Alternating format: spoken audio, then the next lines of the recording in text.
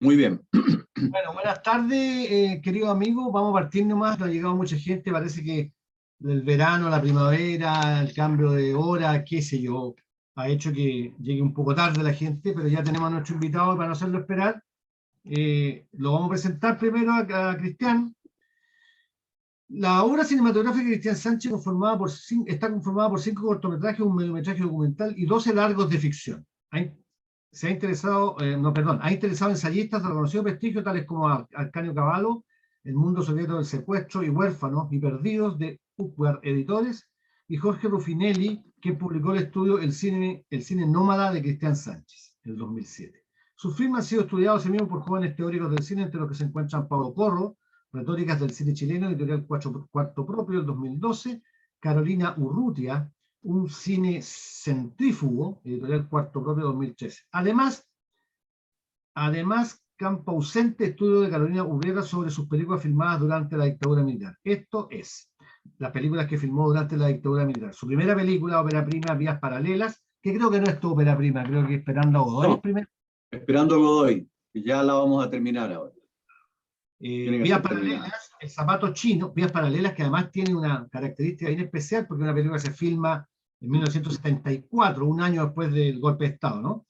El zapato No, chino, no, rectifico, el 75. 75. Sí. Bueno, Vías Paralelas, El zapato chino, Los deseos concebidos, El otro round y El cumplimiento del deseo. Ha obtenido la beca DART, Berlín RFA 1984, y de la Fundación Andes para escritura de guión en 2 oportunidades, en Chile en 1993 y en 1999. Premio de la Ford Foundation, Fondar y del Fondar y del Fondo del Fomento Audiovisual le permitieron terminar algunos de sus largometrajes. En 2008 obtuvo la beca Edward LaRocque Tinker para dictar como Visiting Professor el curso de cine y literatura Reading Cinema Today en Stanford University. Ha desarrollado también en diversos medios escritos una actividad ensayística desde la teoría del cine y la filosofía. En el año 2011 publicó Aventuras del Cuerpo, un estudio sobre el pensamiento cinematográfico de Raúl Ruiz. Sus películas principales son El zapato chino, 79, Los deseos concebidos, el 82, El otro round, el 83, El cumplimiento del deseo, 85 y 93, Cuídate del agua mansa, el 95, Cautiverio feliz, el 98, Tiempos malos, 2008-2013, La promesa del retorno, 2018-2020, y Date una vuelta en el aire, 2018-2020, que tuvieron un estreno mundial en el Festival Internacional de Cine de Valdivia en 2020, y luego en el Festival Internacional de Cine de Iquique. En marzo del 2021 se publicará su Tratado de Dirección Cinematográfica 1, un estudio sobre los métodos de puesta en escena y decoupage al interior del cine clásico o de la imagen en movimiento. Durante años publicará Aventuras del héroe en el cine moderno, estudio conceptual sobre la función del vagabundeo de muchas figuras protagónicas del cine moderno o de la imagen tiempo. Y en noviembre de este año, el Festival Latinoamericano de Trieste hará una retrospectiva de su cine con subtítulos en italiano. Esa es la persona que nos acompaña hoy día. Bien, buenas tardes, Cristian. Gracias por haber aceptado esta invitación. Estamos muy No, contentos. gracias a ti. Gracias a ti, Ricardo. Y me gustaría tal vez partir, yo Ya. conocí tu cine, no conocí a un protagonista de una de tus películas, que es El Gran Maturana, con Las vías paralelas, y así llegué a tu cine, y cuando empecé a ver tu cine, lo que más me impresionó, y que después he leído, que un poco es una tendencia que está en tu cine, es esto de lo errático. Me gustaría que nos hablara un poco acerca de este concepto de lo errático en tus personajes. Todos abandonan sus lugares en los que están para cambiar, para producir un cambio. Siempre están en algo y lo dejan atrás y parten en un viaje. Cuéntanos un poco con qué tiene que ver eso, ¿de Es dónde lo...? el deseo natural de escapar de las prisiones, ¿no? Entonces, si vemos La Casa, es una forma que reproduce una, una concepción de la prisión, quizás aparentemente no lo sea, como las prisiones, como el colegio, como los lugares de reclusión, ¿ah? Un poco lo que planteaba en Vigilar y Castigar Foucault. Entonces, en principio, los héroes y las heroínas de mi película intentan escapar a esas coordenadas, que significan no solamente el espacio, sino las relaciones familiaristas, las relaciones, diríamos, donde predomina lo edípico. Entonces hay ese movimiento nómada, diríamos, más que errático, yo lo llamaría, porque no es la errancia, no son personajes errantes mis figuras, ¿no? Son personajes que andan en un vagabundeo nómada. Y la actitud del nómada es recorrer un territorio, tal como lo plantea Toynbee, un territorio que es un territorio propio. Solamente que la casa o el lugar o el liceo o donde estén los personajes les impide desarrollar ese trayecto, que es un trayecto que los va a transformar a ellos y al mismo tiempo va a transformar el mundo. ¿Ah? Entonces, era un trayecto necesario. Los personajes se sienten impelidos, en cierto modo, a producir este viaje porque es el viaje de constitución de sí mismo, diríamos, de desarrollar todo el potencial que tienen en tantos seres vivientes en contacto con otros seres vivientes. Diríamos, y quiero, con esto te lo digo, o sea, claramente creo que todos los lugares de reclusión de alguna manera cercenan esa relación que hoy día entendemos con los campos, ¿no? Las relaciones complejas entre distintas entidades, animales, plantas, lo que sea que puebla el universo, lo cósmico, ¿no? De alguna manera cortan esos vínculos, los reprimen, los restringen. Entonces los personajes no aceptan esa condición y por lo tanto buscan romperla. Entonces es un movimiento natural, un movimiento necesario en ellos de andar a la búsqueda de algo que son ellos mismos también, no es que estén buscando algo en particular, pero esa búsqueda de sí mismos los lleva a transformar y a transfigurar, diría yo, incluso el mundo, ¿no? Ese sería un poco, eso es lo que yo planteo también en este libro que tú citabas al final, es la aventura del héroe en el cine. Creo que hay una actitud del cine moderno en general que tiende, todo el cine de la imagen tiempo, de acuerdo con Deleuze, tiende a desarrollar esa figura que diría es la figura que él llama la figura de pensamiento, porque se opone, ¿no es cierto?, a la figura clásica del cine, de la imagen, movimiento, que sería una figura estética o dramática. Ya no es el personaje que actúa sobre los acontecimientos, sino que este es un contemplador de la existencia, está mirando, no se deja llevar por los acontecimientos, sino que está como un observador porque quiere comprender algo de lo que está ahí, algo que los otros no comprenden porque están metidos en la acción, imbuidos de la acción. Entonces, se necesita salir de la acción, romper las coordenadas sensoriomotoras, dirá Deleuze, ¿no? Romper esas coordenadas para que aparezca esta otra visión, esta mirada atenta, esta observación atenta, que va a implicar comprender cosas del mundo que no se han comprendido. Entonces, esa es la función que yo veo un poco que se da en muchas de las grandes figuras, desde Antonioni, ¿no es cierto?, desde Godard, o sea, todo lo que ha significado la imagen tiempo en el cine moderno, como constitución del cine moderno, tiene que ver con eso, con esa actitud de contemplación profunda de las cosas, ¿no? A veces parece nimia, parece un detalle, pero es una contemplación en sí misma, ensimismada, es decir, logra captar algo que la acción nos había prohibido ver.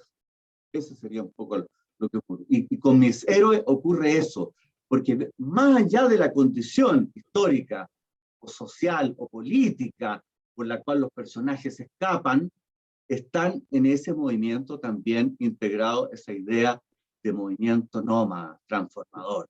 Entonces recorren un territorio como los nómadas, que recorren un territorio que siempre su territorio, su mismo, no salen de su territorio.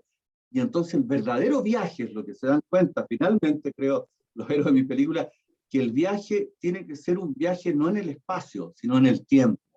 El viaje, el verdadero viaje, dice Deleuze, es un viaje espiritual, es un viaje temporal, ¿ya?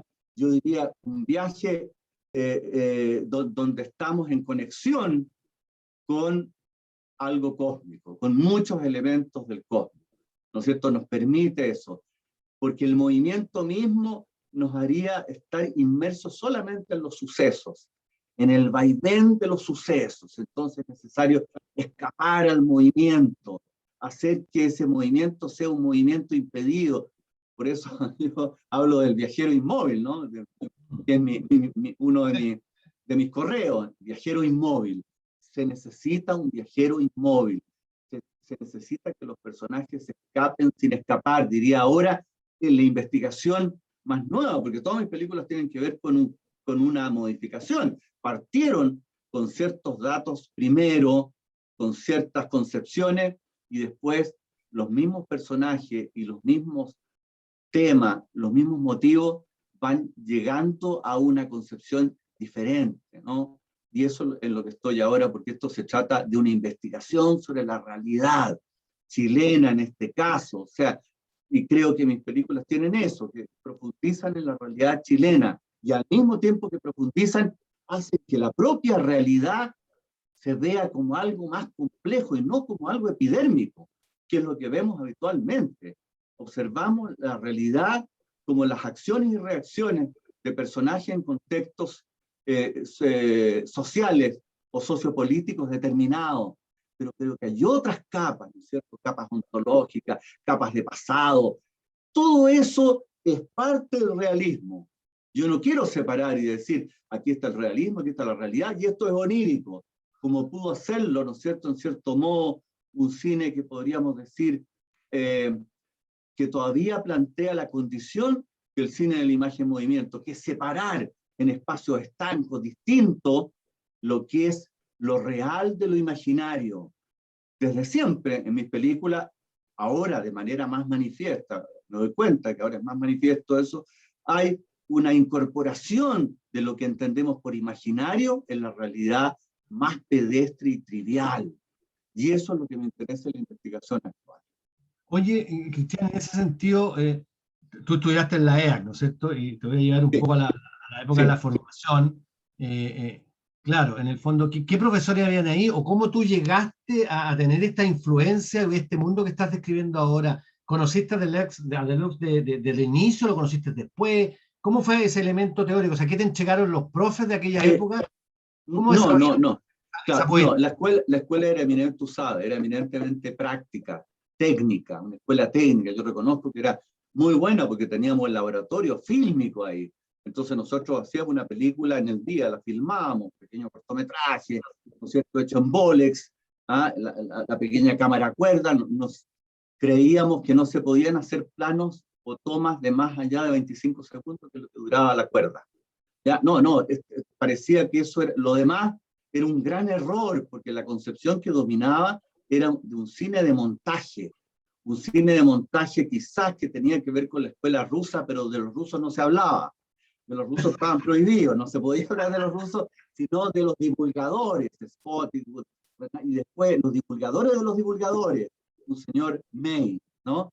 Entonces, con eso nos teníamos que batir, esas eran las condiciones, pero al mismo tiempo, el hecho que fuera técnica me permitió conocer a fondo la técnica, es decir, poder exponer una película, ¿no es cierto?, el negativo, sacarlo de la cámara, todas esas cosas prácticas, llevarlo al laboratorio que estaba ahí mismo, ver cómo se revelaba, en qué condiciones, cómo tenía que ser, y casi nosotros participábamos mucho en eso revelado, y después la copia positiva, el copión, ir a la moviola, a la mesa, ¿no es cierto?, de montaje, compaginar, le llamaban compaginar, no hablaban de montaje, sino compaginar, las películas se compaginan, ¿no? Y después yo dije, no, montaje es más fuerte, tiene una presencia más rotunda, ¿no es cierto? Entonces, y después íbamos a la sala de sonido, estaba ahí, y no, como se grababan sin sonido directo, porque el sonido directo vino después, y tampoco era muy aceptado en la escuela el sonido directo, parecía como un error, como una cosa, se grababa, digamos, como sonido de referencia al directo, y después eso se reproducía a través de doblajes de voces o de ruidos, todo se hacía en estudio, así que eso me permitió tener un conocimiento técnico grande de todas las partes que configuran el proceso de construcción de una película, ¿ya? Así que yo agradezco eso, pero la escuela no era teórica, en lo absoluto. Había gente teórica, alumnos más que nada, ¿no? Entonces había una efervescencia por la época de muchas posiciones y concepciones teóricas, pero que no necesariamente venían del cine. Sí, una discusión que se dio en un sector de la escuela que era el grupo de comunicación, donde sí yo recibió una importante influencia que tiene que ver con la semiótica del cine, ya haber conocido las teorías de Barthes, de Eco, de Pasolini incluso, la gran discusión que se dio a fines de los 60 y los 70 sobre el lenguaje cinematográfico, por qué estaba constituido, si era una lengua o un lenguaje, y todas esas discusiones para mí fueron muy importantes y me ayudaron a entender que el cine también tenía una dimensión de códigos, ¿no? Que no era solamente un asunto operativo, que no era solamente un asunto operativo. Y después pasé yo, tú me preguntabas por Deleuze no lo estaba leyendo en ese entonces. Yo me acuerdo que mi padre, escritor, ¿no es cierto?, él tenía 2 libros de Deleuze. Yo los miraba esos libros, uno es la lógica del sentido y el otro era Proust y los signos, ¿no? Entonces, los primeros libros que yo leí de Deleuze era La lógica del sentido, que me encantó porque es un libro muy lúdico, con series de juegos, de tipos de juegos. Yo descubro cuando llevamos nosotros a Raúl Ruiz a hacer clases en la escuela que Ruiz estaba leyendo ese mismo libro. ¿Ya? Estaba muy interesado en Deleuze, porque los juegos son muy importantes en la construcción de un tipo de dramaturgia distinta.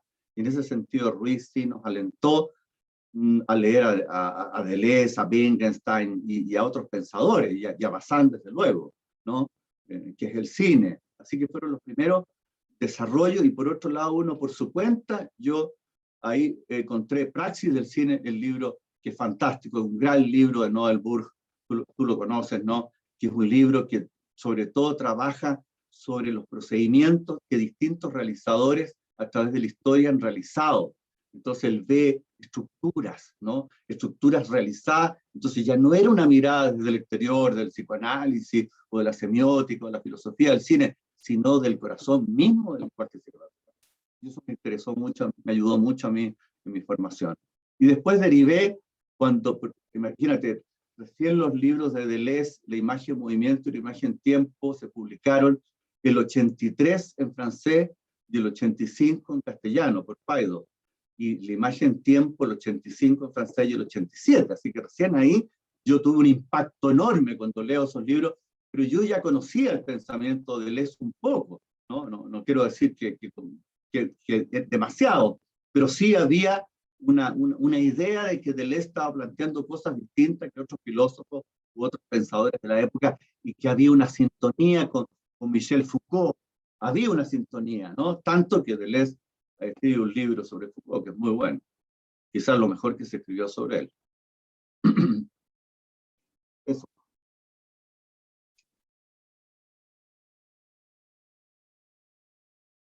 ¿Estamos al aire? ¿Qué pasó? Hola, profe. Hola, hola. Hola, ¿qué tal, Francisco? ¿Cómo está?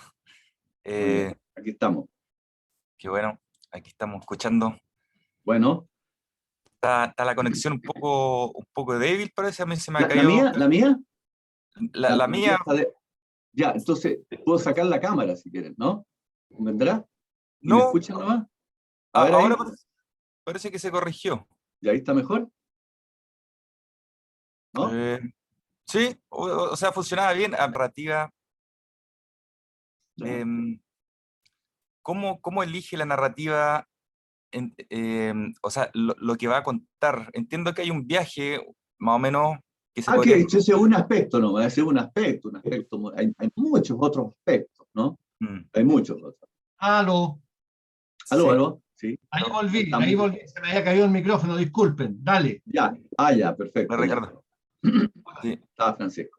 Sí, pregúntale, contéstale nomás a Francisco. Ya, entonces mira, lo que te digo es lo siguiente, cómo, o sea, en la práctica hay una cosa que tiene que ver con cómo uno percibe la realidad, es lo que yo hablaba antes, las capas de realidad, cuando uno ve que la realidad es una cuestión que tiene grados de interés distintos, y uno empieza a buscar alianzas entre cosas. En el fondo es eso, esta cosa no tiene que ver con esto otro, dice uno, pero yo lo voy a comunicar, yo voy a establecer una vecindad, y entonces empieza un juego imaginario de situar para no trabajar los clichés, las convenciones, ¿te fijas? Porque lo más fácil, lo primero que se le ocurre a uno es una situación convencional. pero uno la desecha inmediatamente y dice, eso no puedo hacerlo porque ya está hecho, porque no tiene interés. Pero ¿cómo de eso que no tiene interés puedo llegar a algo que tiene interés? Ese es el camino para mí, ¿no? Entonces, ese camino siempre es como un desvío, es como una fractura, es decir, ¿qué pasa si el personaje en realidad no hace esto que es lo habitual? El personaje vuelve a su casa todos los días, ¿y si no vuelve? ¿Y se decide no volver? Ya, si decide no volver y se instala cerca de la casa de la mujer, ¿ya? Y entonces, y se queda, y resulta que decide no volver por un capricho que no se sabe de qué, por probar algo, y 25 años después vuelve y le dice que estoy. No estaba muerto, estaba acá. Entonces, tú tienes Wakefield, ahí, tú tienes Wakefield de Hawthorne, un gran cuento extraordinario, ¿no? ¿Cómo se llama? Wakefield. Después te lo puedo escribir bien. Okay. Bueno, de Hawthorne, uno de los grandes narradores junto con Melville, ¿no? de los grandes escritores norteamericanos de fines del siglo XIX. Bueno, narradores que a mí me han formado y me ayudaron. Entonces, lo importante es tener un esquema, diría yo, como una libertad mental. ¿Ya? Esa libertad mental que en general uno tiende a no tener. Uno tiende a no tener esa libertad mental. Y eso significa yo entro en una especie de ensueño diurno en que empiezo a imaginar cosas descabelladas, o sea, las cosas más locas. Y eso es lo que los surrealistas llamaban la escritura automática o el dictado del inconsciente. O sea, sin censura, que venga lo que venga. Y yo voy viendo si esas imágenes o esas asociaciones tienen alguna conexión después, no antes. Porque si yo digo, no, esto no sirve, entonces yo me censuro a mí mismo. Yo entro inmediatamente en una operación de censura, y eso es lo que no puede ocurrir. Entonces yo empecé a encontrar cada vez más, sin querer apartarme de la realidad, porque mis primeras películas son bien realistas, ¿no? Son de un realismo llano, así, trivial, buscan lo trivial, pero siempre hay una especie de misterio o elemento transgresor, un cambio que se produce sobre la marcha, que hace que entremos en una situación de bifurcación, en otro camino, que parecía ser lo mismo y no lo era. Entonces, eso te va dando una especie de hábito fabulador. Yo tengo el hábito fabulador, veo algo, alguien me cuenta algo y yo inmediatamente lo cambio. Digo, ¿y qué pasaría si es tal cosa? No lo que me contaron exactamente, sino le hago pequeño, pero que eso ya es como un hábito mío, por lo tanto está adquirido, es parte de mi memoria, diría Rupert Sheldrake, el creador, biólogo de los campos mórficos, diría, eso es parte de la memoria que uno tiene, de la memoria fantasiosa, de la memoria creadora, de la memoria de lo imaginario, ¿no? Es como un mecanismo que tuerzo las cosas inmediatamente, no puedo aceptar las cosas tal como son. No, las acepto, claro, porque no estoy loco, o sea, me dicen algo, nos comunicamos con la gente y todo, pero mis adentros, mi otro yo que está funcionando, dice, ¿qué pasaría si ocurre tal cosa? ¿Qué pasaría si hago esto? ¿Qué pasaría si hago esta otra combinación? Y eso me empieza a rondar. Si la historia es buena, si yo siento que algo pasa, eso me invade, me toma a mí, y salen los sueños, y despierto, y digo, pucha, ¿por qué estaba pensando en esto? Estoy en una situación cotidiana, no en las clases, porque tengo que estar muy concentrado, ¿no? Pero cuando salgo de las clases, de repente me vuelven esas situaciones, y me vuelven cambiadas, me vuelven con variantes. Esto era mejor todavía de lo que yo había pensado, lo voy a anotar. Entonces empiezo a anotar, ¿no? Entonces ahí se va generando una amalgama. Entonces yo le llamo a eso el acto fabulador. El acto fabulador, que no tiene que ver con eso es real, es verosímil, no me importa, me da lo mismo, ojalá sea inverosímil. Pero lo voy a hacer verosímil porque lo voy a incluir y lo voy a filmar como si fuera real.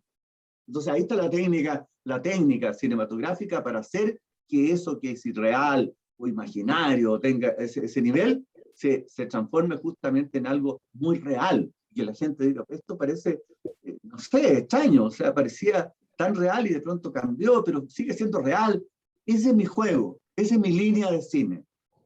Cristian, sí, en ese sentido, me gustaría saber si de alguna forma en tu generación influyó el haber invitado a Raúl Ruiz a hacer clase ahí, porque Raúl Ruiz de alguna forma plantea esa forma de crear cine, ¿no?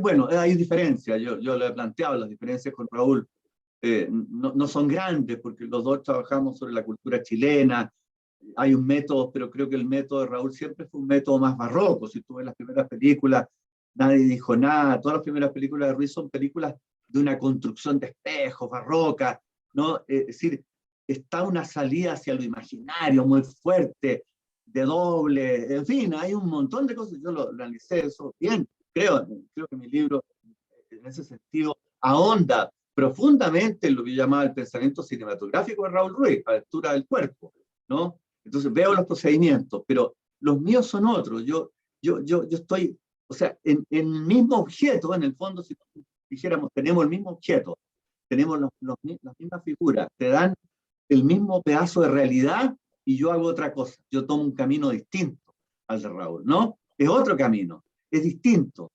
Parece ser el mismo, pero él, podríamos decir así, a grosso modo, es barroco y yo soy surrealista. Estoy más cerca del surrealismo, estoy más cerca de Buñuel, de los procedimientos de Buñuel, de la escritura automática, de hacer que no querer abandonar nunca la realidad. Incluso los personajes que vienen de capas de pasado o de hundimientos de mundo, figuras extrañas, de extrañeza, siempre busco que de alguna manera no aparezcan como extraños a la realidad, sino que aparezcan como integrados a la realidad, que esa realidad sea como un todo. Es propio de mi método, de mi investigación, y que en ese sentido digo que es distinto. Claro que Raúl en un comienzo nos influyó, por algo lo llevamos nosotros. Fui yo, Rodrigo González, fundamentalmente los que fuimos a hablar con Raúl y le dijimos queremos que haga clase, y convencimos a la gente de la escuela que lo aceptaran como profesor, ¿no? Y entonces, bueno, duró poco tiempo, fueron 6 meses nomás, porque hubo problemas ahí de pago, de sueldo, que se demoraron por los nombramientos y todo eso, y Raúl, que era una persona que estaba haciendo muchas cosas, estaba con urgencia, dijo, pucha, lo estimo mucho, pero voy a renunciar, y mandó una famosa carta de renuncia que en algún lado la voy a tener, que es muy divertida. Es muy buena, es muy buena. Entonces, claro que nos influyó, pero nos influyó a mí personalmente en términos de métodos de trabajo. Es decir, por ejemplo, abandonar el cine de montaje, de plano corto, ¿no? Danos de 10 minutos. ¿Podemos hacerlo? Sí, claro. Y Raúl movía más la cámara en un comienzo. Nosotros, Rodrigo, yo y Sergio, decidíamos usar menos los movimientos de cámara. Entonces nosotros estábamos en una sintonía con un cierto cine moderno que venía de Bresson o de Godard, ¿no? De un ascetismo mayor, ¿no? Yo creo que éramos más ascéticos nosotros que Raúl, en el sentido de que utilizar menos elementos, menos personajes, menos cosas, y sacarle un rédito a eso que estaba ahí. Entonces, pero los procedimientos de rodaje, de sonido directo, de todo eso, de mezclar actores y no actores, claro que Raúl nos influyó mucho en eso, pero también haber visto las películas de neorrealismo italiano y toda la historia del cine, donde en general no estaba, donde los actores no eran actores profesionales, muchas veces no venían ni siquiera del teatro, menos del cine, incluso en Hollywood. Acuérdense, todos los grandes actores del cine clásico de Hollywood no estudiaron, ¿no? Porque no existía el actor studio que surgió en los años 60. O sea, todo lo anterior, Jimmy Stewart, John Wayne, todos esos grandes actores no eran del método, y eran los actores que le gustaba precisamente a Hitchcock, ¿no? Sí, porque dice, dan miradas naturales, ¿no? Entonces, bueno, así que todas esas cosas las tomamos, y Raúl, sí, a mí me influyó mucho en una cuestión que tiene que ver con que cada situación había que plantearla como un juego. ¿Ah? Juego entre la cámara y los personajes, juegos entre los personajes entre sí, juegos a veces muy simples, pero que implicaban una dramaturgia que era descentralizada. Él le llamaba, no me acuerdo cómo le llamaban en ese tiempo, una dramaturgia distinta, más poética o más dada al juego, ¿no? Que no dependiera tanto de la teoría del conflicto. Y después él desarrolló toda esa crítica a la teoría del conflicto central. Y yo la expongo como una teoría completa al conflicto. Yo creo que no debe haber ni conflicto lateral, ni ningún conflicto, porque cuando tú te sitúas en la idea del conflicto, estás en el corazón de un cine que podemos llamar, de acuerdo con Deleuze, de la imagen movimiento o imagen luz, es decir, un cine que está condicionado por las situaciones sensoriomotoras, por el encadenado entre percepciones, afecciones y acciones, no solamente. Entonces decir conflicto, claro, porque va creciendo en función, pero eso es un modelo, y ese modelo se deshace. Entonces, para mí no es necesario ni siquiera hoy día hablar de conflicto, ni central ni lateral. Cero conflicto. Oye, y en ese sentido, que hablábamos delante que empezara la charla, Bien. el trabajo del guión que tú haces, tú escribes guiones, obviamente, pero según entiendo, cuando llega al momento de la puesta en escena es donde realmente nace la película, ¿no? Que ahí aparece. Entonces, Sí, ¿cómo sí, es eso? sí. ¿Cómo es eso? Diría como Raúl, primero hago la película, después escribo el guión. No es cierto, no es cierto, no es cierto, es mentira. Solamente en Date una vuelta en el aire no teníamos guión, nada, ni un papel en la mano, nada. No sabía qué actores iban a trabajar, si iban a llegar o no, porque me fallaban, porque pucha, voy a llegar tarde. Y además lo hicimos en 21 horas en un lugar donde nos estaban echando. Nos decían, no, no puede filmar aquí, nomás en el pasillo, ahora acá, ahora en la escalera. Y en el jardín, no, estamos en la quinta normal, no, en la quinta maravillosa, no, no puede, porque no tiene, no. Y eso tiene que y pasar a la municipalidad, y no habían hecho los trámites, así que todavía no se puede. Así que si nosotros poníamos un pie ahí, llegaban inmediatamente los guardias a decir, no puede, bueno, ya. Entonces, ¿qué hago? Esa película es impresionante, es un milagro que salió, ¿no? Pero salió y está yendo a todos los festivales, acaba de estar en Biarritz, y ha sido entusiasmado a la gente.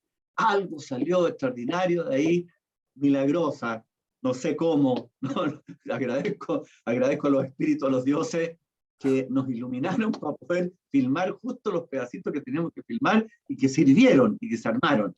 Pero en general yo escribo guiones, ya yo aprendí, en el comienzo no, en el Zapato Chino, si ustedes ven, si yo les mostrara, por ejemplo, son verdaderas estructuras donde hay anotaciones. Yo no quería desarrollar las acciones precisas de los personajes, ni algunos lugares nomás, algunos diálogos que estaban ahí esbozados, pero y después con los deseos concedidos tampoco. Solamente en el cumplimiento del deseo yo escribí un guión completo porque sabía que no iba a tener sonido directo, entonces necesitaba saber qué diálogos, cómo, y quería tener una economía más estricta de la película. Y ahí escribí el guión, pero no lo seguí tan literalmente. En otras películas simplemente no he seguido el guión, lo escondo, ¿no? En tiempos malos, por ejemplo, decía, Cristian, pucha, el guión, si lo hemos leído, no lo vamos a seguir. Si tú se lo pasas a los actores, sobre todo a los no actores, van a hacer algo terrible, porque van a tratar de repetir eso que está ahí y va a ser penoso. Pues bien, muchas veces lo hicieron, a espaldas mías, un asistente de dirección, ¿no? Lo hizo y yo lo descubrí en un cuarto, estaba ensayando y era terrible lo que habían hecho. Entonces le dije, ahora, ¿cómo le saco de la cabeza a los no actores que eso no era? Lo van a volver a repetir. Entonces, no, yo genero una situación que es semejante a la que está en el guión y a los diálogos, pero busco que ahí mismo, sobre la marcha, en la puesta en escena, se produzca algo nuevo, real, y entonces ahí filmamos. Ya, ahora está, ahora emergió una verdad, ¿no? No una verdad previa, sino que emerge una verdad de esa situación, donde los propios actores, que tienden a repetir y que lo hacen muy bien, se ven sobrepasados e invadidos en su tiempo, en todo, ¿no? Por los no actores. Y ese juego le produce una tensión a la película. Esa es parte de mi método, ¿no?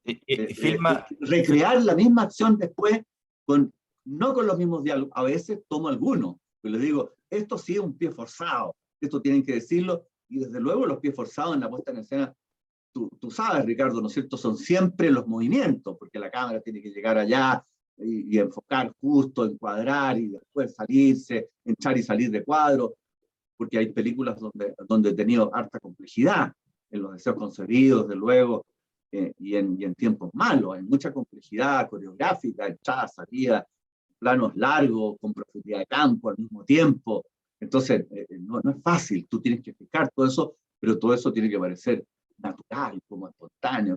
Entonces, ese logro a veces es más difícil, hay que ensayar, pero no ensayar los movimientos. No me gusta ensayar con todo lo que van a decir, porque entonces todo se enfría, todo es mecánico, todo es falso después, y se ponen dramáticos, y no sirve. Francisco, te Lo una hace. pregunta, parece. Sí, o Ya, sea, eran dos preguntas. Una, bueno, ya. me imagino que esos ensayos se filman todos, digamos, todo tipo de ensayo se filma porque entre medio puede aparecer Claro, algo entre medio bueno. salta la liebre, Claro, y ahí uno se la pierde. Yo creo sí, que, mira, en general, cuando yo trabajé mucho en cine, hasta tiempos malos, una película que se hizo en Super 16, porque iba a estar en 35. De hecho, tengo 11 copias que nunca se pudieron dar porque justo vino el cambio en los cines de proyección del digital, y están las copias en la Cineteca, impecables, ya no vistas, maravillosas, unas copias que sacamos en la India, y están en 35. Así que ahí no podíamos filmar todo, porque si no gastábamos una cantidad grande de material. En los deseos concebidos, o sea, gastamos mucho material, sí, igual había, pudimos hacer todas las tomas que yo quería, pero yo tenía cierta restricción para mí mismo de no grabar todos los ensayos y las cosas, porque había además un making of que estaba haciendo una persona de mi equipo, que está, hay como 10 o 20 horas, más 20 horas de grabación de todo el proceso de la película. Eso no lo hemos editado, pero es muy bueno, de todo lo que pasó. ¿Ya? Entonces, yo los ensayos en seco no los filmaba porque sabía que eso no podían servir. Sí, cuando ya de pronto decía, yo a veces engañaba, y lo hago habitualmente, digo, esto va a ser un ensayo, hagámoslo, pero hagámoslo bien este ensayo. Y le digo al director, ¿ya? Y ahí han salido tomas extraordinarias, porque después dicen, era un ensayo, entonces están más relajados, ¿no? Al mismo tiempo, cuando ya saben qué es la toma, todos se ponen levemente más tensos, y resulta algo más mecánico. Así que, pero cuando he tenido digital, ahora, en las dos últimas películas, hemos hecho todas las tomas necesarias, hemos grabado ensayos y cosas sin problema, y bueno, es bueno también. Pero generalmente creo que uno utiliza, para mi gusto, y estoy de acuerdo con Romer y con otros realizadores que dicen, no, las primeras tomas son las que sirven. Yo estoy de acuerdo. Generalmente, salvo que hay errores de desenfoque, o errores técnicos graves, o de posición de los actores, o de algo que ocurrió que interfiere mucho en lo que uno querría, ¿no? Que no satisface el ideal de lo que uno está pensando, por lo que pensaba en la escena. Entonces yo creo que esa espontaneidad, incluso con errores, es mejor que otra cosa más perfecta que viene después, la toma 35, cuando están todos muertos, agotados, nadie quiere nada, ya, y luego quieren terminar, y que se acabe esta pesadilla que significa repetir y repetir. Me pasó en algunos planos de tiempos malos, que eran muy difíciles, de pelea, ¿no? De conflicto, entre Loreto Aravena, Fernando Faría, había como 5 actores que decían cosas distintas, y había pie forzado de diálogo, que tenían que decirlo. Ciertas cosas podían cambiarlas un poco, pero otras no. Entonces cambiaban a veces los diálogos, o se salían de cuadro, porque era un encuadre en plano medio, donde entraban y salían de cuadro montones de personajes, ¿no? Eh, eh, estaba la Claudia Pérez también ahí, precisamente peleando con Loreto, ¿no? Una pelea tremenda. Bueno, así que en esas condiciones fue difícil, porque ensayamos mucho, pero bueno, los actores saben que eso es así, y sacaron una gran naturalidad igual, notable, o sea, porque eso no fue la primera toma, fueron 3, 4 tomas largas, como de 8 o 10 minutos, y que dura todo, porque hay movimientos de cámara, bien complejo, ¿no? Yo me acuerdo, por ejemplo, una toma de Los deseos concebidos, la toma del marido de la profesora de filosofía, que están en la mesa, y de pronto él empieza a hacer un discurso sobre el deseo, ¿no? El filósofo perverso, dice, entonces, en ese camino, dice, y se levanta, en ese camino se llega hasta la muerte. Se levanta, y entonces se queda ella con R, con el personaje principal, ¿no es cierto? Con el héroe, y él sale de campo, y después ellos se mueven, ¿no? Y vemos que se abre el espacio del living, ¿no? Se ve el espacio del living, y él está sentado como echado, y ella va hacia él, hacia el fondo. Entonces era un plano muy complicado, que lo tuvimos que hacer, pero no teníamos, o sea, yo no podía. Ese plano duraba como 8 minutos, así que no, terminábamos un rollo de película de 400 pies en color, y era caro, ¿no? A pesar de que tuve 17 horas de grabación, más o menos, no podía hacerlo tantas veces, y creo que lo hicimos 4 veces, me parece, 4 veces. Y entonces creo que entre la toma 3 y la 4 fueron las mejores, lo más coordinado, todo, y salió finalmente bien, pero en un plano muy complicado, donde no se podía ver en el movimiento de cámara, que en un plano amplio, la persona que estaba con la caña, que era justamente Toño Ríos, que era un gran cañista, el director de fotos, ¿no? Hacía la caña muchas veces cuando tenía, porque había otra persona, Jaime Reyes, que estaba haciendo la cámara. Entonces podía darse eso. Entonces no lo podía pillar porque estaba con el boom ahí, entonces había que sacarlo justo de cuadro. Toda una cosa bien precisa, porque el plano yo no lo quería cerrar, no quería que fuera un plano muy cerrado, y entonces le impuse condiciones a todos muy, muy difíciles, ¿no? Y que no se podían notar las luces también, que estaban a los costados en distintos lados. Y entonces teníamos toda esa condición difícil, pero se logró, y creo que salió, a mí me gusta mucho ese plano en especial. Cristian, volviendo Sí. un poco al guión, el guión, tú decías que, bueno, se va escribiendo. Yo lo escribo, yo escribo ahora escribo casi todo, pero lo único que no preciso, te lo digo, son, por ejemplo, decir, ella se sentó, tomó el diario. Yo escribo por los diálogos. A mí me vienen los diálogos de los personajes, o sea, los personajes se caracterizan por lo que dicen. Entonces, y después veo, porque digo, ¿qué saco con hacer eso si el lugar va a ser otro después? Yo no soy el director que está diciendo, este es el lugar que tiene que ser, y si no me lo traen. No, o sea, yo pienso que uno tiene que adecuarse, porque entre las posibilidades que hay, y no por un asunto práctico, sino entre las posibilidades que hay, descubro un lugar que era mejor que el que había imaginado. Digo, este lugar tiene una puerta al fondo, una ventana, tiene una serie de cosas extraordinarias, las voy a integrar. Entonces ese es el trabajo de dirección. Entonces, por eso que no escribo esas precisiones tanto sobre el espacio o sobre los movimientos, porque digo, va a aparecer ahí que está, ¿para qué voy a escribir que está sentada y después la voy a poner de pie? No tiene sentido, ¿no? O descubrí algo, hay un colchón que había ahí, entonces voy a poner a los actores que hay un actor que se levanta del colchón y estaba ahí como durmiendo. Entonces, imagino otra situación cuando veo el espacio. El espacio me suscita la transformación permanente del guión, objeto o gente que llega alguien, amigo de no sé quién, y yo digo, oye, ¿tú quieres actuar? Se me ocurrió que podría hacer tal cosa, una persona que llega a preguntar algo, no sé qué. Entonces, no estaba en el guión eso. Claro, ahora está. Entonces el guión tiene que ser una guía nomás, no puede, lo que dice Jean-Claude Carrière, el gran guionista francés, no sé, trabajó con Buñuel, el guión, incluso cuando ya la película se empieza a filmar, se bota al tacho de la basura, se acabó, y él es guionista, dice, ¿no? Entonces, el guión es eso, el guión es solamente una estructura básica que nos permite guiarnos en algo, pero nosotros después, si somos directores, si queremos crear algo, tenemos que ser capaces de abandonar esas sensaciones o esas que estaban en principio en ese guión por algo que naturalmente es mejor. O sea, creo que es el método Antonioni también, porque Antonioni siempre dice él mismo, ¿no es cierto?, que decía que le gustaba estar 10 minutos antes solo en el lugar donde iban a filmar. Salían todos, los técnicos, estaban puestas las luces, déjenme solo, 10 minutos más. Porque le decían, ¿dónde va la cámara? Voy a pensar. No quería decidir antes.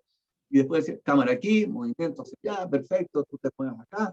Ya sabía, ya había integrado otras cosas del espacio que no había previsto en su guión, ¿no? A pesar de que seguramente había visto ese espacio antes, pero es distinto el espacio con otras luces, con intervenciones ya de arte, de objetos, de cosas.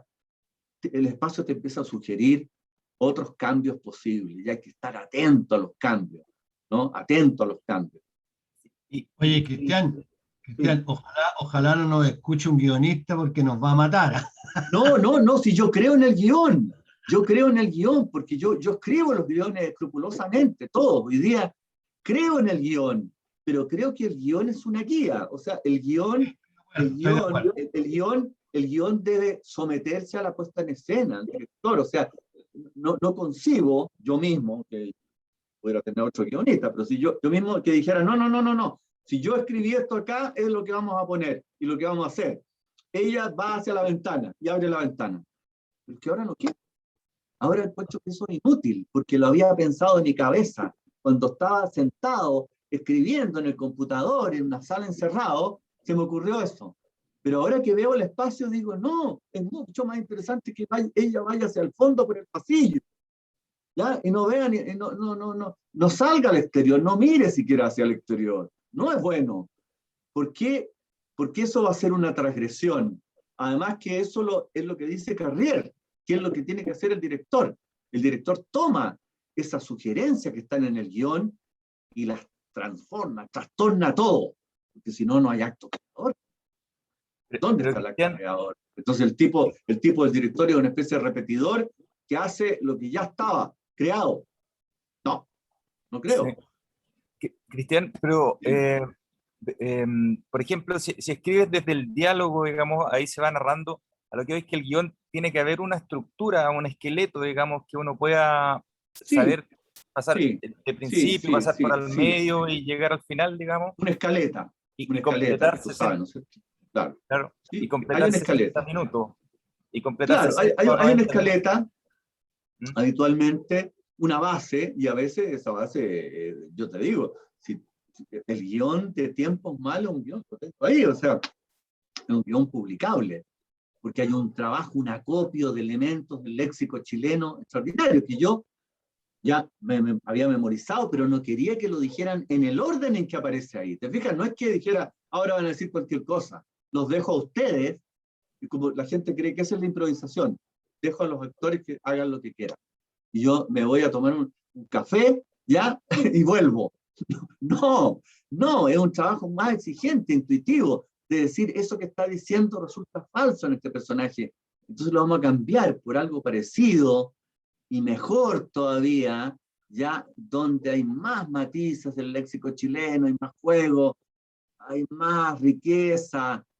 Entonces eso, uno va buscando enriquecer lo que había, no empobrecerlo, ¿ya? Entonces, eso, pero, y eso está escrito, o sea, los guiones están escritos.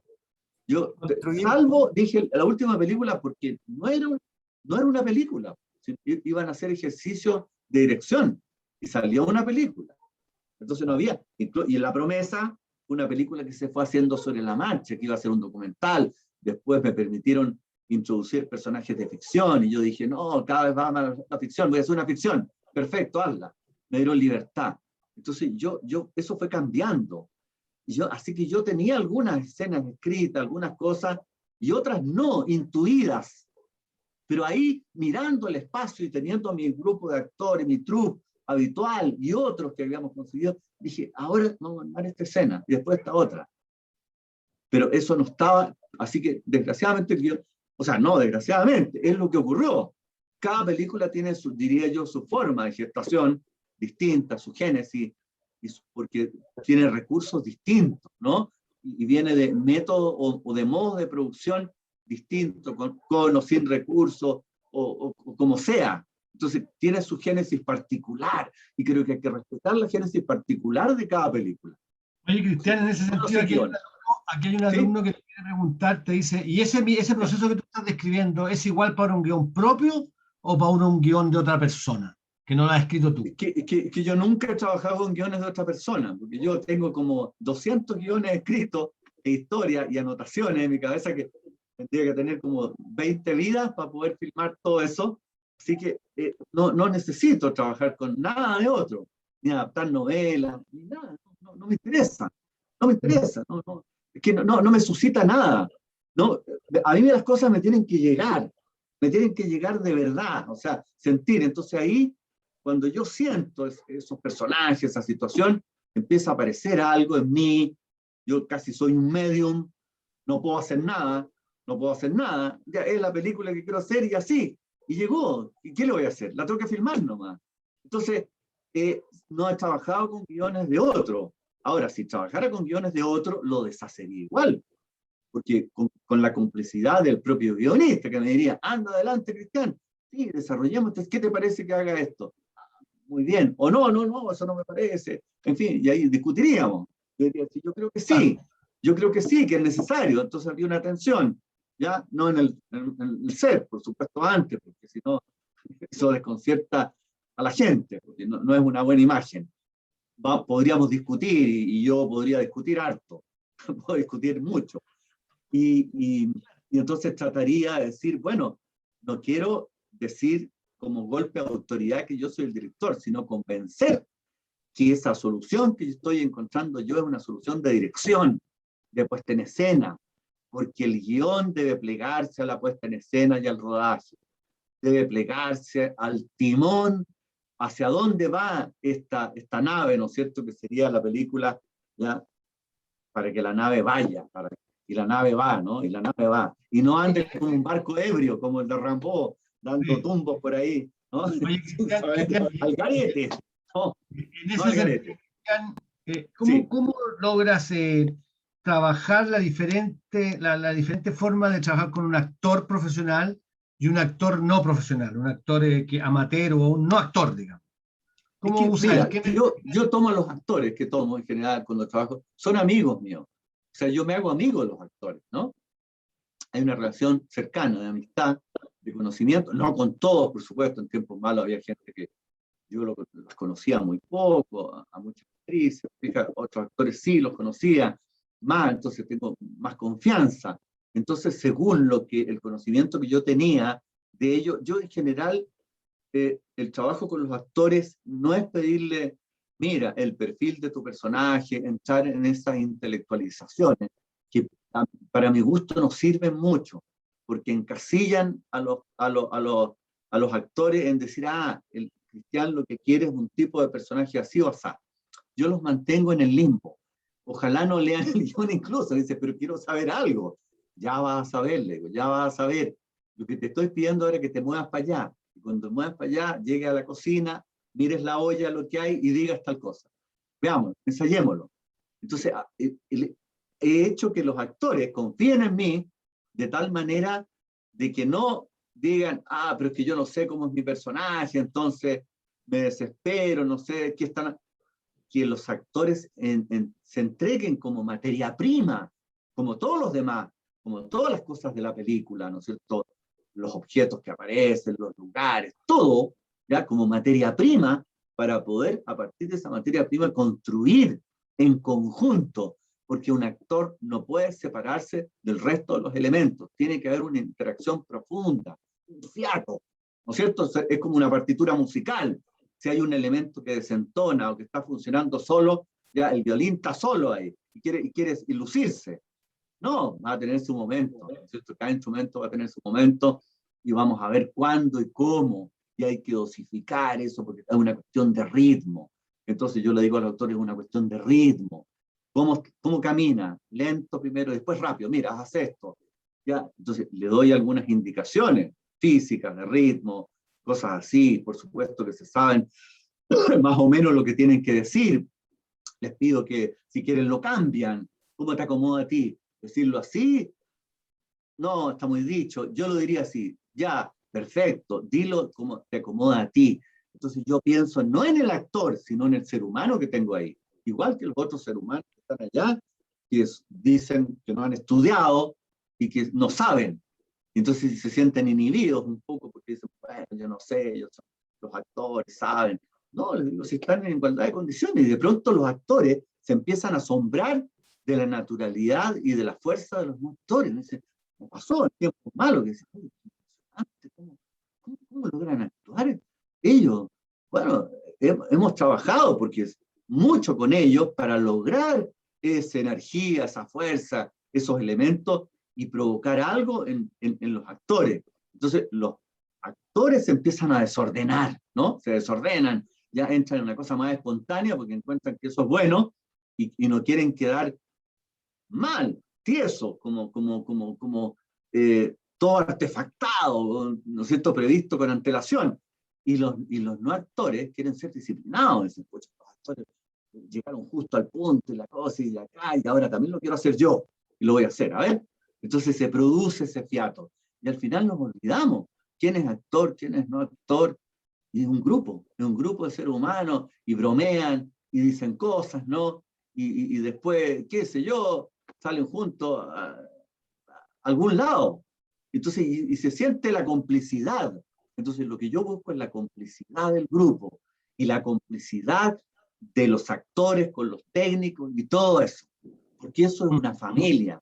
Tenemos que generar una familia de relaciones, donde por supuesto hay conflictos y cosas, pero hay que manejarlos, ¿no? Hay que saber manejarlos y ver eso, porque a veces, por ejemplo, en tiempos malos teníamos 40 técnicos, más los actores, a veces habíamos como 50, 55 personas en un espacio, en una casa conviviendo. Era harto, o sea, es complejo. Muchos días ahí, ¿no? En un equipo grande como el de Cautiverio Feliz también, donde teníamos 40 técnicos, claro, espacios grandes y cosas se necesitaba, sin la ayuda, sin la concurrencia de toda esa gente jamás hubiera podido filmar Cautiverio Feliz, ¿no? Con los medios que yo disponía, que teníamos, que eran precarios, y sin embargo los multiplicamos porque la gente se esforzó, consiguieron cosas en distintos lados, y habían, de pronto tenía escenas con 40, 50 extras, ¿no? O más, y en general fueron como 400 extras los que participan en la película, en todas las distintas secuencias de la película. Así que todo eso va generando vínculos y por supuesto también enemistades, cosas que se producen, ¿no? Y que uno tiene que detectar, tiene que ser un poco psicólogo, ¿no? Para ver qué pasa, por qué acá, qué es lo que pasa contigo, ¿ya? ¿Por qué tienes esa actitud? ¿Qué es lo que está pasando? ¿Cómo lo solucionamos? ¿Qué es lo que hay? Vamos diciendo las cosas, vamos sincerándonos. No, ¿qué pasó? Listo, ya. Entonces solucionan, en general. Siempre hay soluciones dentro de una película, salvo gente que no quiere participar nomás, que está ahí, qué sé yo, un poco molesta, no sé por qué razón, por distintas razones, ¿no? No quiero Oye, ahora Cristian, mira, ¿no? Pero quiero decir que se genera ese elemento, esa sinergia, ¿no? Como quieran llamarle, ¿no? Yo digo el fiato, y eso tiene que tener una conexión, yo diría alquímica, con los lugares, ¿no? Una fascinación de todo por eso que se está haciendo. Y eso es ese es mi trabajo.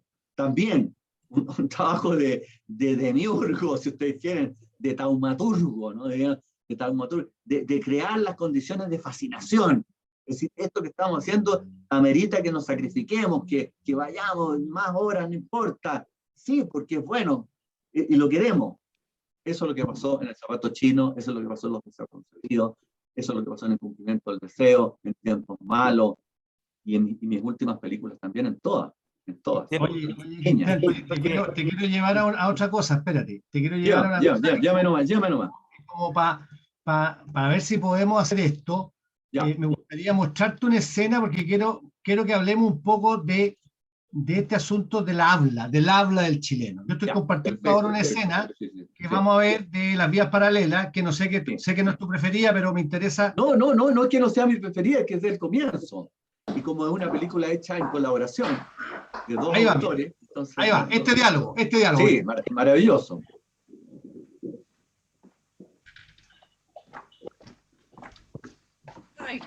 Ahora sí que no te escapáis. ¿Cómo? O sea que te agarré otra vez.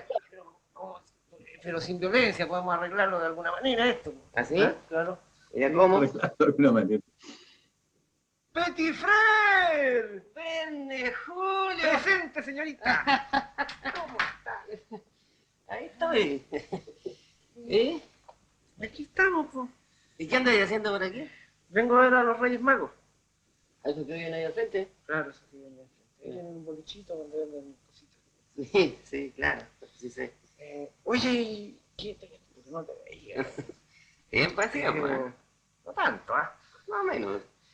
Oye, ¿y qué es la...? Se fue, pues. ¿Sí? Se fue. ¿Anduvo mucho tiempo fuera? Mira, como 4 más o menos. Ya. Sí. Sí. Pero salió y volvió, ¿ah? Salió y volvió. Sí. Y anduvo por allá por... Claro. Oye, ¿se casó con el...? No. ¿No? No. Tuvo re mala suerte. Oye, ¿y tú? ¿Qué andas haciendo por allá? Aquí estoy, Lo mismo de siempre. es lo mismo de siempre. Sí. ¿Y te va, cómo te va? ¿Te va bien o el negocio está más o menos? Más o menos, más o menos. ¿Y por qué te ando pegando a ti, yo? ¿Algún pecado nuevo tendré? Tú sabes, A lo mejor está bien, ¿eh? uno nunca sabe. Sí. Claro, Qué bueno. ha sido lamentable, pues.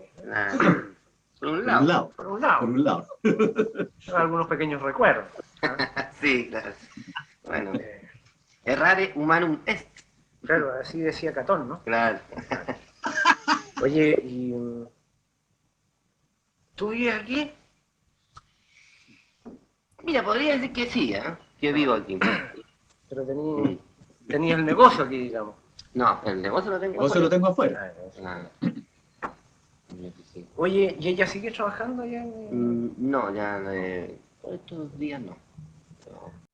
Ya, mira, a mí Yo creo que luego empieza, no. lo que me impresiona de esto es justamente esta cosa No, de bien. hablar sin decir nada, esta cosa de hablar y todo se subentiende. Yo creo que tu película tiene Claro, muchas.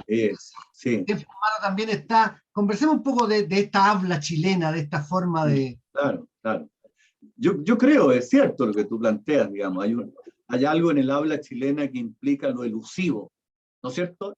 Se elude el objeto, se da como tácito. Ambos entienden, y nosotros nos dejan fuera, ¿no es cierto? Porque nosotros en tanto espectadores no entendemos claramente de quién se trata, ella, él, pero ellos sí, entonces no necesitan nombrarlo, obviamente, porque saben de quiénes están hablando y de lo que ocurrió, ¿no? Pero todo el juego pasa a ser ese juego elusivo, ¿ya? Ese juego que rodea el objeto, sin mostrarlo, decirlo, explicitar. Entonces, ese juego creo que es una parte de la construcción, el modo de ser chileno, ¿no? Que se manifiesta en conductas también, no solo en el lenguaje, sino de escabullirse, de no declarar las cosas, porque se vive en una especie de territorio a ver, de incertidumbre, ¿no? De decir, mejor no digo nada, porque todo puede ser utilizado de algún modo. Entonces, es como una actitud defensiva, ¿eh? De astucia, ¿ah? De astucia, de decir, y eso significa que en la vida, en el comportamiento y en el habla, por supuesto que se refleja también eso, ¿no? Y creo que aquí el juego que hace Lucho Alarcón con Javier Maldonado es maravilloso, me encanta. Me gusta mucho la escena, sí, la escena es notable. Creo yo, o sea, independiente que nosotros la filmamos, pero creo que en ese sentido refleja muy bien algo que uno dice, esto es muy chileno, quizás no se da en otros lados, ¿no? Esta forma elusiva, así tan categóricamente elusiva que tenemos los chilenos, y creo que se tiene que ver con esa condición defensiva, ¿no? De no decir las cosas, y que al mismo tiempo en este caso resulta un procedimiento poético. Es el procedimiento poético del simbolismo francés, o sea, de Mallarmé, de Valéry, que significa yo nunca muestro el objeto, no lo digo, porque mato la poesía. Significa que yo rodeo y digo muchas cosas para que se adivine qué es lo que había ahí, a qué me refería yo, que estaba ahí implícito en eso que no se manifieste, que va a mantener su misterio. Entonces, son personajes misteriosos, ¿no? El negocio lo tengo afuera, ¿no? Entonces, ¿qué negocio? Nunca se sabe. Todo es incierto también, porque si vemos las otras escenas, en lo que anda, también tiene ese nivel de ocultamiento, diríamos, ¿no? Es como una tarea de ocultar las cosas, de no tener una actitud directa o franca, ¿no? Para nada. No se va al frente, sino que se va. Guaso Ladino. Es un ladinismo. Le digo una cosa por otra, entonces a lo mejor lo engaño, ¿ya? Entonces, ¿y qué me está diciendo? A lo mejor me quiere tirar la lengua, y no, mejor que no, ¿para qué lo voy a contar tanto? Mejor que basta con que le diga esto nomás.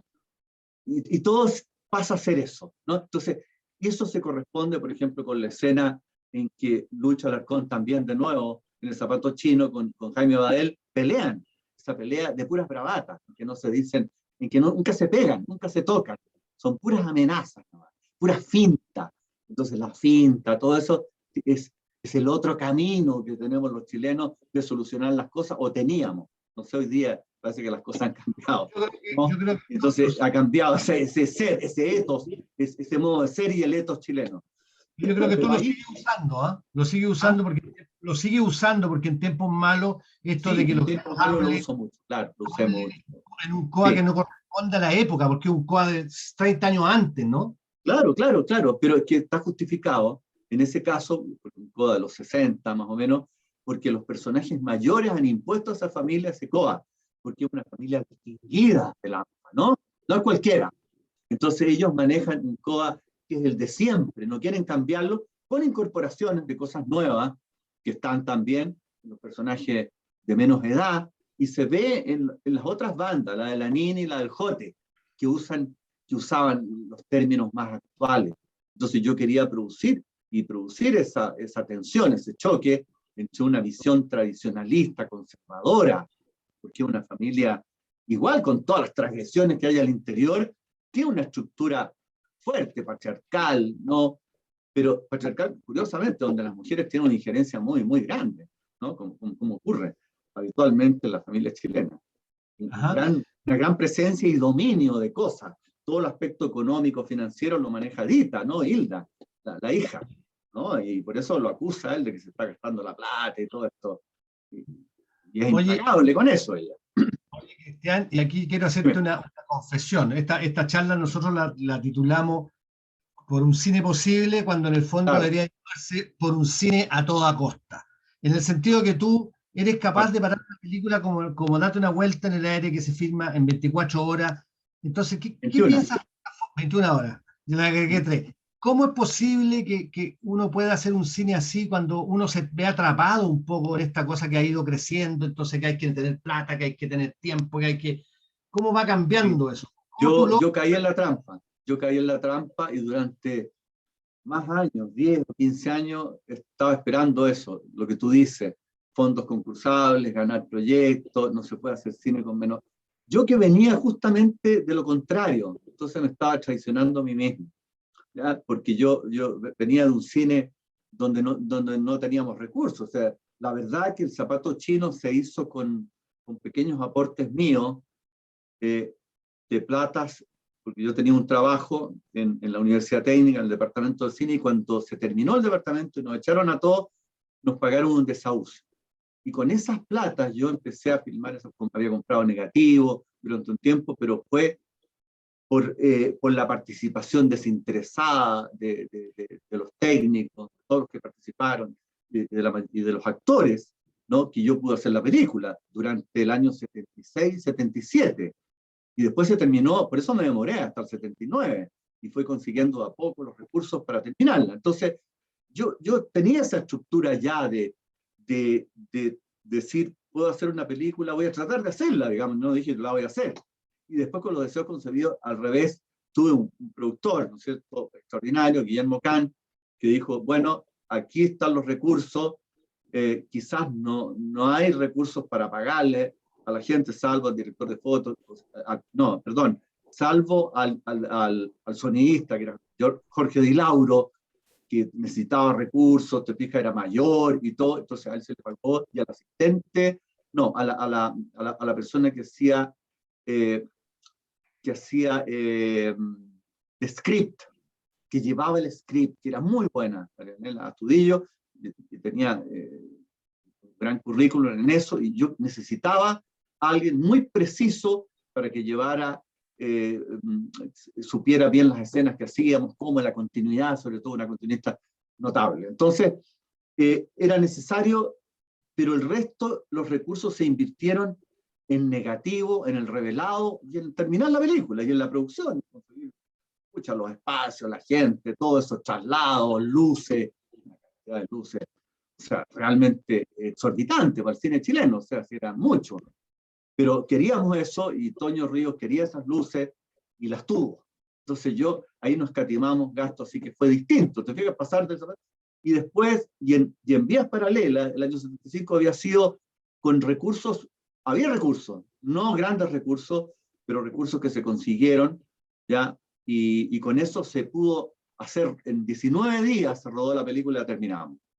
Así que fueron gestaciones distintas, pero en general yo estuve siempre trabajando, desarrollando proyectos sin recursos. El cumplimiento del deseo había 0 pesos, 0 pesos. Éramos 4 o 5 personas nomás trabajando en la película, y gracias a ellos se pudo hacer, se pudo rodar, ¿no? No sé, verdaderamente milagro producción he hecho yo, cómo se pudo hacer esa película y después cómo la terminé, por eso me demoré 8 años, porque no pudimos hacer sonido directo que yo quería, no se pudo hacer y tuvimos que doblarla completamente. Yo estuve trabajando por la buena voluntad, ¿no?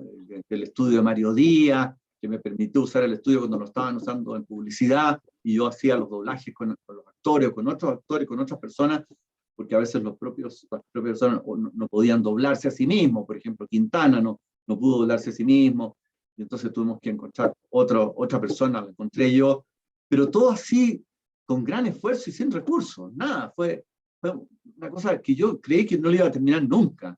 Yo estaba grabando en mi propia casa, puertas, bajadas de escalera, y después de esos pedacitos, yo lo grababa en un Nagra que tenía, que me habían prestado, y con un micrófono, así que yo hacía esos trabajos de ruidos, de cosas, en realismo, y parece y todos me dicen, pero sonido directo, ¿no? Sonido, porque la mezcla quedó muy bien, claro, tiene una calidad sonora que no tienen las otras películas, porque todos los diálogos son de estudio, pero utilizamos parámetros de distancia con los actores para que se dieran los planos naturalmente y no estuvieran muy cerca del micrófono, todo muy presente, toda una serie de cuestiones técnicas que yo sabía trabajar. Así que, entonces pasaron tiempo, digamos, yo diría después de tiempos malos, y entre Cautiverio Feliz, tiempos malos, donde situaciones vitales también, de vida, ¿no? Te van generando una sensación de que, pucha, es mejor hacer las cosas así, esperemos, escribir guiones, proyectos, y no pasa nada. Entonces, ahora se dio después, digamos, justamente el 2018, yo filmé Tiempos Malos el 2008, y hubo que postular a postproducción, porque la terminamos como en 2009, 2010 estaba ya la película, pero recién en el 2013 yo pude sacar las copias, ¿no? El 2011 tuve recursos del fondo de postproducción, porque es una película complicada, cara, o sea, no fue barata, ¿no? Una película muy, tú la conoces, con muchos actores, muy coral, ¿no? Y con mucho espacio. Entonces había sido una película cara, y también la post no era una fortuna, pero se necesitaba, no tenía yo cómo hacerlo, ¿no? Porque queríamos terminarla, evidentemente se habíamos filmado en Super 16, terminarla en 35. Entonces a eso postulamos. Y entonces eso uno lo desgasta, porque uno dice, yo no puedo pasar otro proyecto si no he terminado este. Entonces, y tú no piensas en cosas chicas. Y yo decía, no, ya. Y entonces, mi memoria empezó a operar en el sentido de recordar mis inicios, ¿no? Y entonces, recordando los inicios, dije, ya, se da la posibilidad de este taller, yo voy a hacer una película. Sí, que nadie supiera. Yo saco una película, como sea, saco una película. Entonces yo me propuse, no es que tuviera un tema o algo, no tenía nada. O sea, esto fue sobre la marcha, fuimos construyendo las situaciones, pero en mi cabeza yo decía, esto se puede hilvanar con esto se va a conectar con acá, así que ya, así que mismo podría salir algo. Y como les digo, con la promesa, había una financiación muy pequeña al comienzo, que alcanzaba para una película como de 30 minutos que yo había prometido, como un documental, y después, no, se alargó, así que yo ahí tuve que poner recursos míos, cosa que ocurrió habitualmente en mi película, y que bueno, es parte de lo que me ha tocado a mí como director, ¿no? El acontecimiento que me toca, como dice Deleuze. Cada uno tiene el acontecimiento que le toca, y uno no puede rehuir al acontecimiento. Así va a ser la película contra viento y marea, como dices tú, a toda costa, a toda costa. Entonces no las voy a dejar. Entonces ahora aprendí que ahora puedo hacer proyectos chiquititos, con pocos actores, en un Lo lugar. recuperaste más bien. Tanto que yo le he dicho, puedo hacer una película hasta en un closet, ¿no? Hasta en un closet quiero hacer una película larga incluso, o en una bodega, ¿no? Una bodega que, en el espacio que sea. Y lo he tomado como desafío. Denme un espacio cualquiera, pónganme actores que yo no conozco y díganme en 25 o en 30 horas tú sacas una película. Me encantan esos desafíos, me encantan, ¿no? Ahora los asumo. Antes me daba un poco de temor de decir, pucha, voy a hacer un mamarracho, voy a hacer una obra que no va a estar a la altura de las otras, me van a hacer pebre, ¿no? Voy a decir, mira la decadencia de Cristian Sánchez, pasó el zapato chino, lo dejó concebido, tiempos malos, ¿no? Entonces, claro, uno tiene una prevención con respecto a eso, pero hoy día no tengo ningún temor, y si no hubiera estado la pandemia, yo me había propuesto hacer el 2020, y ahora el 2020, 3, 4 películas chiquititas, así, con equipos mínimos, ¿no? En condiciones muy limitadas, y quería hacer eso.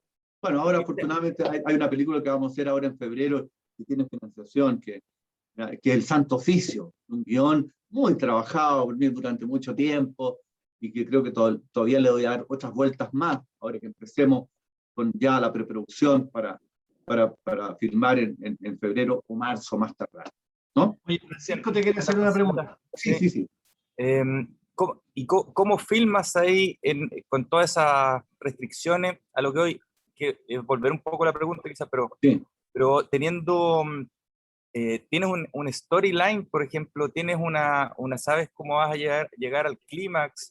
¿Sabes en qué momento No. un esqueleto o solo va andando y ahí va Depende. tomando cuerpo? Claro, es que depende. Por ejemplo, en Date una vuelta en el aire no tenía nada, ni un papel, ni un esquema.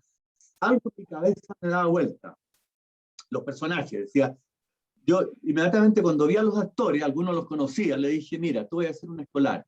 Tú, se me ocurre que seas un tipo obsesivo, no vino a la cabeza, de limpiar autos, ¿ya? Y que te ganas la vida en eso, y que escribes, eres dramaturgo, pero lo que te interesa no es la dramaturgia, sino limpiar autos. La dramaturgia es algo secundario, que no sé cuántas obras, 150, tú eso no te importa. ¿Ya? Tú eres un empresario que anda con fotos de inocente, porque parecen fotos que no son pornográficas para nada, sino de estrellas antiguas de revistas, qué sé yo, de los años 60 o 70, Brigitte Bardot, ¿ya? Y las toma como un secreto, así como si fueran, ¿ya? Lo prohibido de lo prohibido. Y tienes esa obsesión con las fotos, nada más que eso. ¿Ya? Y tú vas a ser un personaje aquí y allá, y fui distribuyendo eso, se me ocurrió, ¿no? Se me ocurrió, entonces incluí a unas actrices, unas niñas venezolanas que habían trabajado conmigo en La Promesa, le dije, escucha, Natalie, tú podrías venir un día, yo te explico ahí en el momento del rodaje qué es lo que es, y si tienes una amiga, y llegó otra niña, ¿no? Y participó, fantástico, fantástico. Entonces, yo me adecuaba a lo que había, dada determinada materia prima que hay ahí. En ese caso yo iba a ciegas, nada de clímax ni cosas, no tenía la menor idea. Solamente pensé que el clímax de esa película, o lo intenso de esa película, tenía que ver con que los personajes empezaban a ser despojados de su ser, de su yo, diríamos, de su yo habitual, trivial, que sentían un peso de lo que estaban haciendo y querían cambiar, sin saberlo, muchas veces. Entonces, venía que ese cambio se iba a dar en la inmersión en un espacio del subterráneo que iba a ser el Minche Mapu, o sea, una especie de tierra de abajo del mundo de Reche Mapuche, de la cosmovisión, ¿ya? Donde están una serie de figuras como Hueda Newen, Hueda Kuruf, una serie de espíritus que juzgan y sopesan a las personas, ¿no? Entonces, eso iba a significar la transformación. Y eso aparece en la película y se dio con pocos elementos, teníamos ahí unas luces, ni siquiera había un subterráneo, sino que construimos la idea de un subterráneo. Y siempre me gustan las películas que están en cumplimiento, que están, en muchas de ellas hay subsuelos, los personajes van al subsuelo. Entonces después emergían, y ya emergían cambiados cuando los llaman los espíritus de los ancestros animales y de los ancestros humanos, ¿no? Entonces ellos sienten que sí, que tienen razón, y que van a abandonar las vidas que han llevado y no saben qué van a hacer ahora, seguramente algo que no saben, pero sí saben lo que no querían y que querían cambiar, ¿no? Entonces, Bueno, en ese caso no había guión, como te digo. En el caso de La Promesa, un esquema de guión, no pensando en, sino que las escenas más o menos dije, porque no sé, si han visto La Promesa, se dan cuenta que el personaje va encontrándose con distintas situaciones al interior del museo, y todas las situaciones podrían ser intercambiables. Entonces, sí, entre medio yo quería producir un misterio, no tanto por las situaciones en que ella está involucrada, en conversaciones en general muy tranquilas, en fin, de aspectos de lo que hay ahí, de distintas cosas de la existencia, pero sino que lo que está entre medio de esos fragmentos, eso es lo que me importaba, ¿no? Algo ausente, porque tiene que ver con la idea de lo que está ausente, el objeto ausente, el objeto que es una figura de una escultura de Giacometti, ¿no?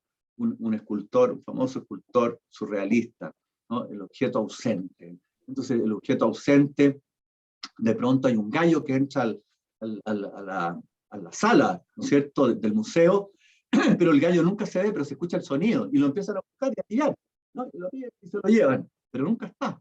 Es imaginario, no es imaginario, es real, pero no se ve.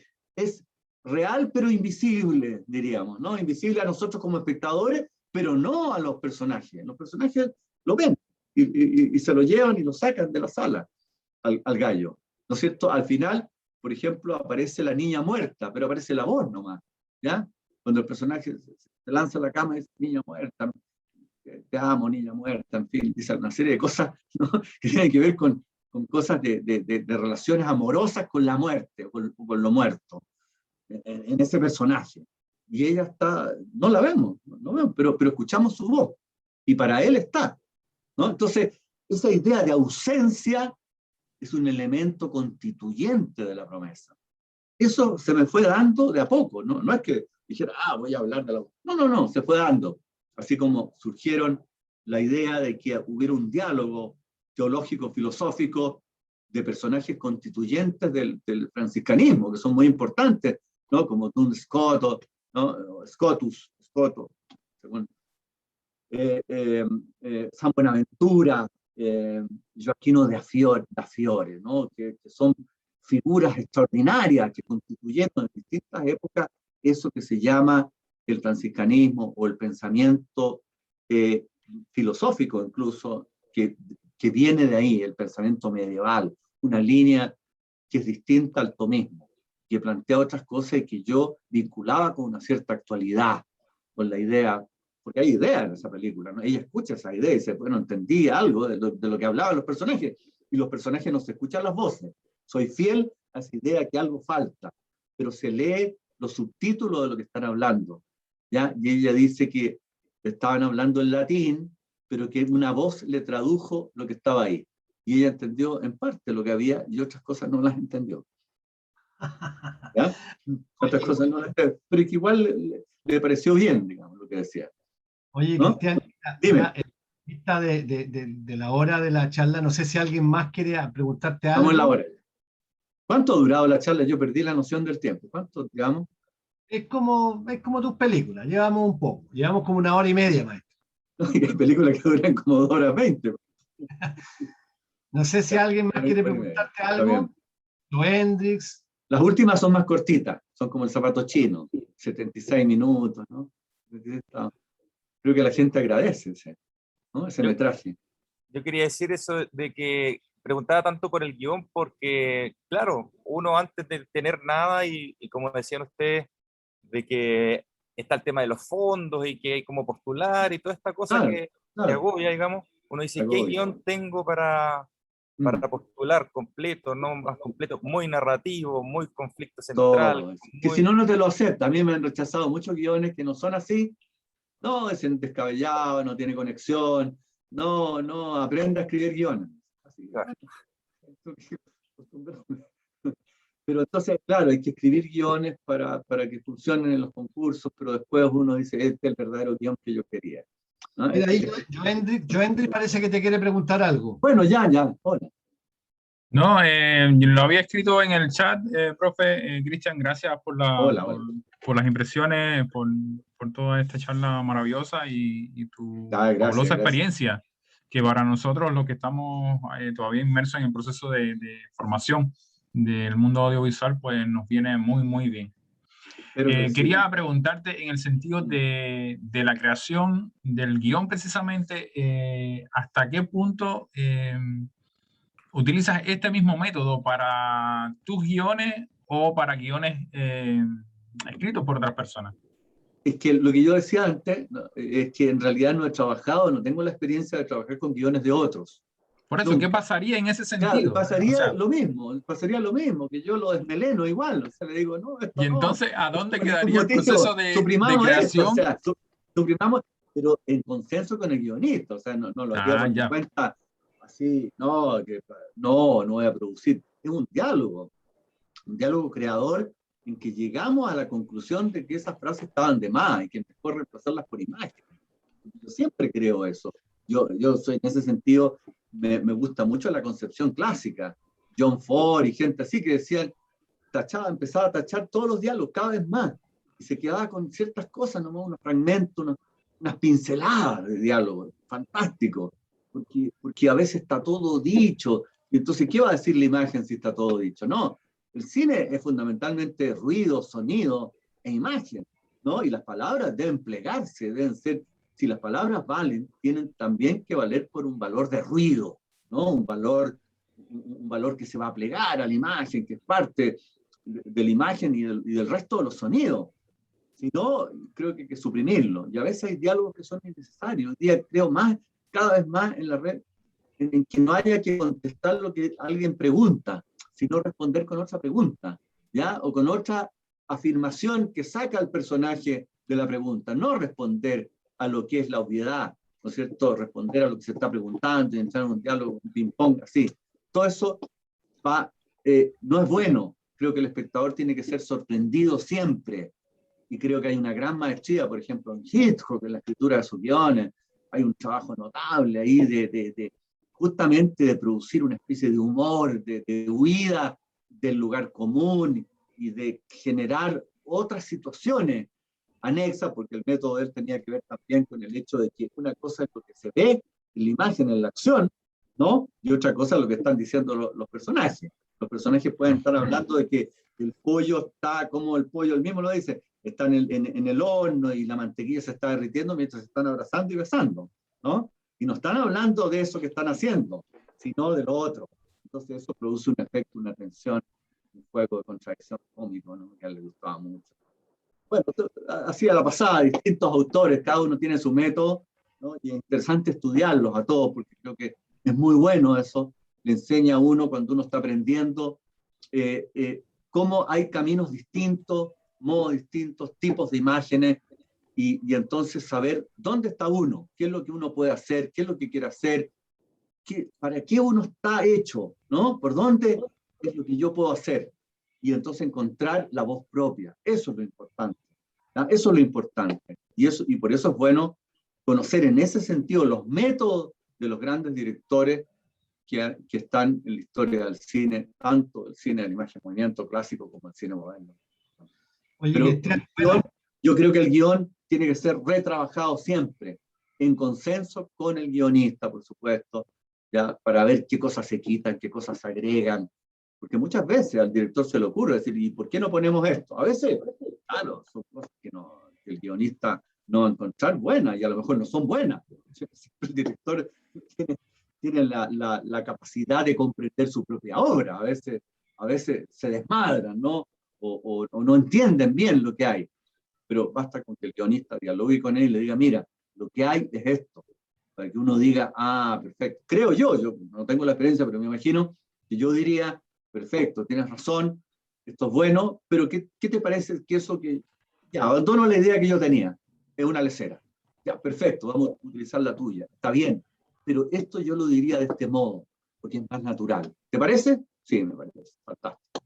Eso se llama entrar en un diálogo. Y tiene que ver con todo, con el director de fotos. Tiene que ver también con esto que hablabas de que son como la gran familia que una familia, claro. Si no criando a este niño que están haciendo, por supuesto, claro, que en este vamos caso a es la jugar. película. La cosa es que juguemos juntos. y entremos en esta complicidad de juego.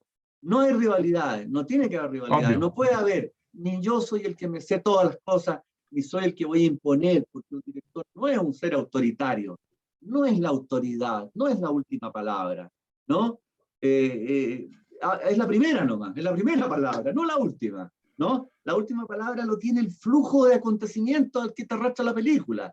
Y creo que hay directores que a veces se resisten a eso, y son obcecados, y entonces entran en un conflicto con la sintonía general del resto, ¿no? Y empiezan a ser un poco odiados por el resto, porque dicen, este director que se opone a su propia película, ¿no? Qué raro, ¿qué quiere? A los ¿Qué hijos. quiere? Imponer cosas nomás, ser dictador. No, ese modelo es imposible. Ese modelo no va con el arte. El arte tiene que ser, y creo en el procedimiento de Casabete, que decía, llegaba alguien y decía, ¿quieres filmar? Toma la cámara, filma tú. Pero si yo no tengo idea de filmar, ¿cómo voy a filmar? No, ¿quieres actuar? No, si yo no soy actor, no, vas a actuar, ven. Y lo convencía, ¿no? Y entonces la película se iba yendo hacia un lado incontrolable. Tiene que tener un elemento como de caos, de caotización de los sistemas. No puede ser un sistema rígido. Yo no creo en los sistemas rígidos ni creo en la autoridad, ¿no? En el arte. Entonces, lo importante es ser modesto y decir, seré el director, pero esto que sucedió acá es mucho mejor que lo que yo había imaginado. Y tengo que confesarlo. Es 100 veces mejor. ¿Ya? Y salió. Gracias a todos ustedes. Lo estimo mucho porque ustedes hicieron que lo que yo quería hacer me pusieron un obstáculo. Me dijeron, no es bueno. Es mejor esto. Y ahora entiendo que era mejor porque lo veo y digo, pucha, qué bueno. Y no puedo decir puedo decir que participé yo, pero que no soy el autor total, omnisciente, no soy el dios de la película. No, eso Tarantino no- tiene más o menos una visión del hacer cine de esta manera de la que usted está planteando. Y precisamente que hablaba de que el buen director no es aquel que dirigía todos los departamentos y velaba por todo, sino el que sabía qué pedirle a cada uno de sus departamentos en lo cual colaborarle para que la película saliera adelante. De acuerdo. Decir, pucha, y creo que Lynch también, o sea, Claro. todos los grandes, Lynch sobre todo está metido en la música, en todas las cosas, o sea, no es que lo haga todo él, pero él infunde un aliento, un modo de producir, de crear, que va en el sentido del flujo de la película, que muchas veces se escapa de las manos. O sea, se ve que se le escapa de las manos, que no es el gran controlador, sino que es el gran posibilitador, un medium, ¿no es cierto? Yo paso las cosas por mí, los acontecimientos, y entonces, pero déjalo los acontecimientos, tú no tienes que dirigirlo, ¿no? Eso es rígido, eso es un modelo atrasado, un modelo periclitado hoy día en todo orden de cosas en la existencia, ¿no? En todos los terrenos, no lo aceptamos, no resulta aceptable. Lo aceptable es que sigamos los acontecimientos, el flujo, lo que se ha creado ahí, ¿no? Y eso está en concordancia con las últimas teorías del autor, que el autor en el fondo en el cine es un autor múltiple, es un autor donde son varios los que crean. De acuerdo. Una multiplicidad, es una multiplicidad, no es el yo único que está ahí, es una multiplicidad. De acuerdo. Oye, Cristian, mira, bueno, ya llegando al final, les quiero contar a todos los que están presentes y nos están escuchando en Facebook que el próximo viernes tenemos invitado nada menos que al Mono González, el gran muralista, porque hay mucha gente que no sabe, pero él trabajó mucho en arte, en dirección de arte y en la tramoya de muchas películas. Y vamos a hablar de ese oficio, del oficio. Y él estuvo en la Escuela de Arte de la Comunicación. También estuvo. Y él me ayudó a revelar fotos, me acuerdo. Ya yo tenía que hacer unos diaporamas en los primeros años, y él me ayudó a revelar eso. Y estuve en la casa de mis padres ayudando, me acuerdo. Así que lo vamos a tener el próximo viernes. Le doy las gracias, Cristian. Ha sido realmente muy entretenida la conversa. Gracias a ti y a todos los que han participado. Les agradezco mucho. Y los esperamos el próximo viernes a las 6 de la tarde. ¿Ok? Bueno. Gracias. Muy bien. Chao. Chao. Chao. Chao. Chao.